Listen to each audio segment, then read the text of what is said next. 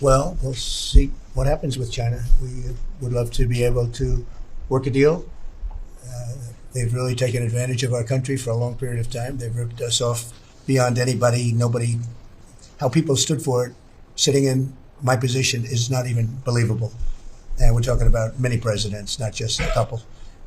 But they did, and all we're doing is putting it back in shape. We're resetting the table, and I'm sure that we'll be able to get along very well. I have great respect for President Xi. He's been, in a true sense, he's been a friend of mine for a long period of time, and I think that we'll end up working out something that's very good for both countries. Trump puts on a tariff and China puts on another tariff, and then Trump puts on a tariff and then there's another tariff from China. My future is being dictated by a dick measuring contest of existential proportions. Some say as long as there's a tag saying made in China, the bag can never be luxury. However, in fact, more than 80% of the luxury bags in the world are made in China. I will tell you 30 luxury brands. Some of their products are made in China. Ralph Lauren, Armani, Nike, Dior, Lululemon, Apple, Michael Kors, Coach, Calvin Klein, Prada, Balmain, Swarovski, Adidas, The North Face, Rimowa, Levi's, Burberry, Versace, Chanel, Cartier, Ferragamo, Timberland, Yves Saint Laurent, Victoria's Secret, Puma, Uniqlo, Disney, Max Mara, Givenchy. The producing cost is only 1/10 of its price. Can you believe it? 104% tariffs on China are not enough. I'm advocating 400%. I do business in China. They don't play by the rules. They've been in the WTO for decades. They have never abided by any of the rules they agreed to when they came in for decades. I have never been as interested in politics as I am of late. When I had that on the 5th, effective 5th of April, a tariff of 10% would be effected on the Ugandan goods, I was like, okay, a lot is going to happen. There's going to be layoffs, contracts are going to be cancelled, rising costs of goods. And as we speak, indeed, the tariff has affected the export sector of Uganda, including coffee, vanilla.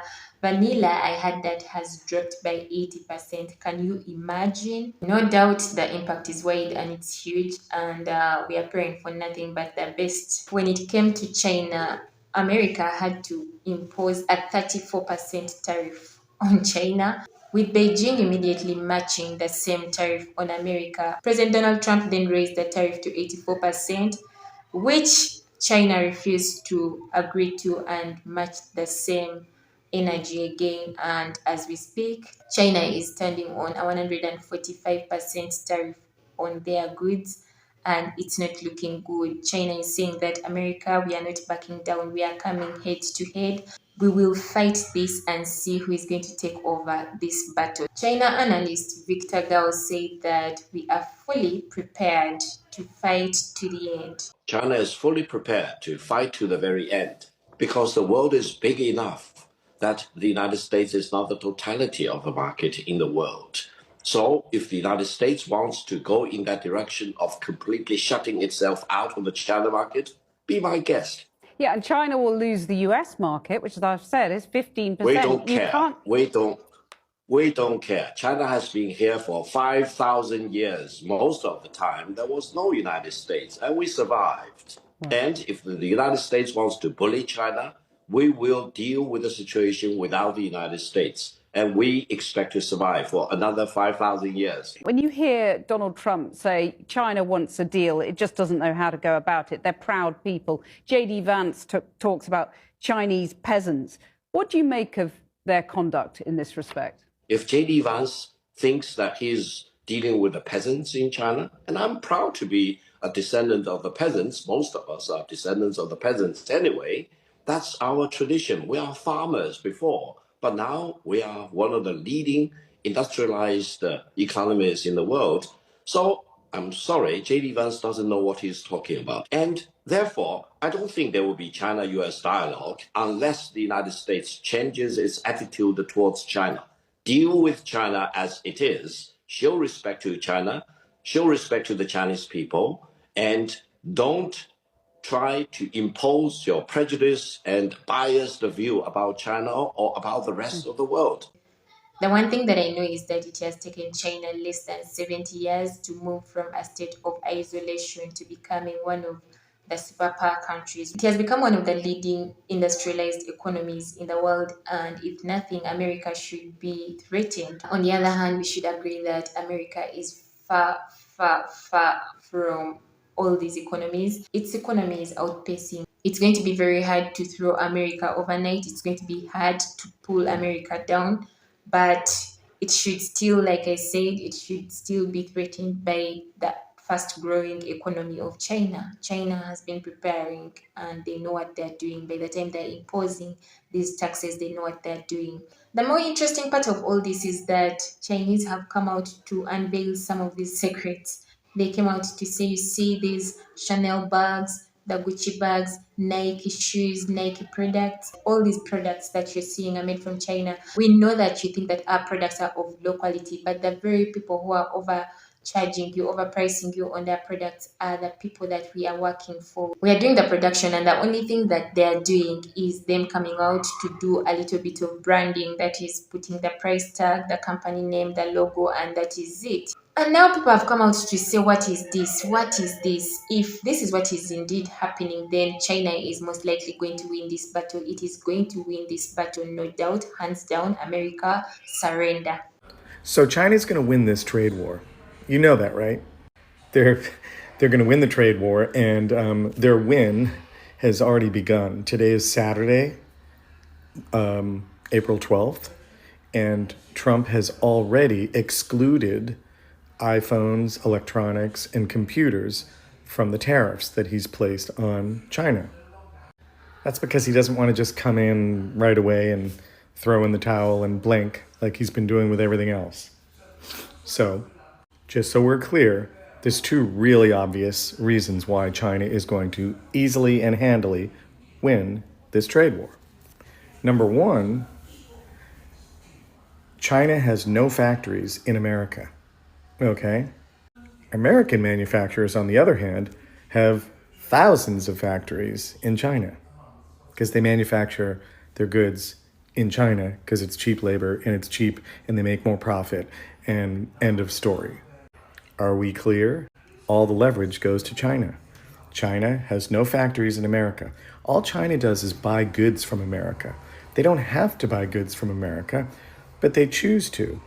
And now that this tariff has been placed against China, they won't buy from America because all they buy are soybeans and wheat and flour. And they can buy that anywhere else in the world. Yes, they can. And they will. But right now, there are senators and Congress people, House members, screaming at the Trump administration because farmers are getting destroyed because China is targeting the red states too and making sure they stop buying everything. And they're stopping movie production, and they're not allowing movies to be shown in China. People in China can't buy Netflix and all that stuff, from what I'm hearing. It's just zillions of dollars.